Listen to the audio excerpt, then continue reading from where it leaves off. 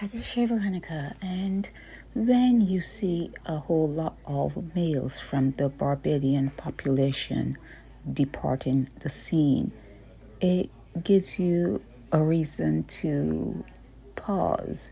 You wonder if this is normal or is something happening there that you need to look at. Sometimes in my blog, when Barbadians come on to chat and they say, well, we know what's going on in Barbados. When I watch on YouTube the comment section, a lot of people don't seem to be up to date as to what is happening on the ground in Barbados. They seem to have some sort of fairy tale, some kind of romance, some kind of okie dokie kind of attitude towards what is happening in Barbados. They're not tuned in, or maybe you are engineered to just look at it from a peripheral kind of point of view. You're not looking at it straight on, and then sometimes when a family member is involved, you get all emotional. It's part of your makeup, that emotion that comes out only at certain times, and only when it's within your yard, when it reaches your front door. That's when you will have some sort of reaction. You call it emotion, some sort of reaction to something happening, or someone saying something about something that has happened that involved someone that lives in the house where you occupy. But life really doesn't work like that. It doesn't. You have to look at things as a whole. You have to pull back. You have to move back. You have to actually just look at it as though you're looking at it from the top of a mountain. You're on a cloud and you're looking down on a situation where you can really see it well. You remove yourself from that particular crowd and you look at it objectively. You just look at what is happening among the male population in Barbados. And obviously, I'm not getting all of everything that happens. That's obvious. But a lot of males have left Barbados recently. It raises an eyebrow. A lot of males have departed the scene in Barbados as of recent. And if they're not going 6 feet under, they're going to hotel in St. Philip. You know where that hotel is in St. Philip. And the hotel in St. Philip, you can check in and easily check out. They don't seem to have a problem with you checking out. No matter what you have done, you can check out. So with that said, are you, especially the ones that come on YouTube to defend what's going on there in Barbados, are you sure you understand your situation in Barbados? Are you sure? Because you seem confused. For instance, there was a school teacher who died suddenly in Barbados. And I've said this before on another blog, but here it is again. It may have been bad information where he died, the location where he died. And people came on the blog to state that he didn't die where they said he died. And as a male and a school teacher, if you can leave the island of Barbados without someone assigning some other name to you, like, you didn't interfere with any of the students, you were a good teacher, you went to do your job, you left after you completed your job, there was no hanky-panky, there was nothing, there was no gossip.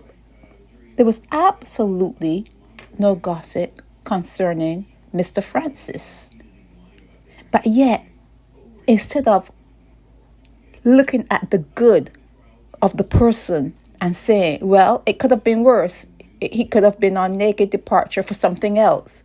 instead of looking at that and uplifting the name of Mr. Francis and just like respecting the fact that he lived a pretty decent life, and even if it wasn't decent, what he was doing didn't get out. The dirt didn't get out. So he left Barbados as a male with a pretty clean slate. But yet, they would come on Naked Departure to talk about a location as to where he died, where he fell and died, and then he was taken to the hospital and died in the hospital. They took offense with that. It does not make sense. You're not really making sense when you show up. When you show up for a war, you need to come prepared, and you need to know when to pick a fight. And Mr. Francis, that blog was not a fight to be picked. He left and he was pretty clean. Pretty clean. So getting back to the amount of people who have left Barbados either by sudden death or maybe they were battling something, most of them were pretty young. And then again, they will come on and say, well, a lot of young people are having these things, but why? It's easy to say, yes, we have these things, but why aren't you asking the question, why?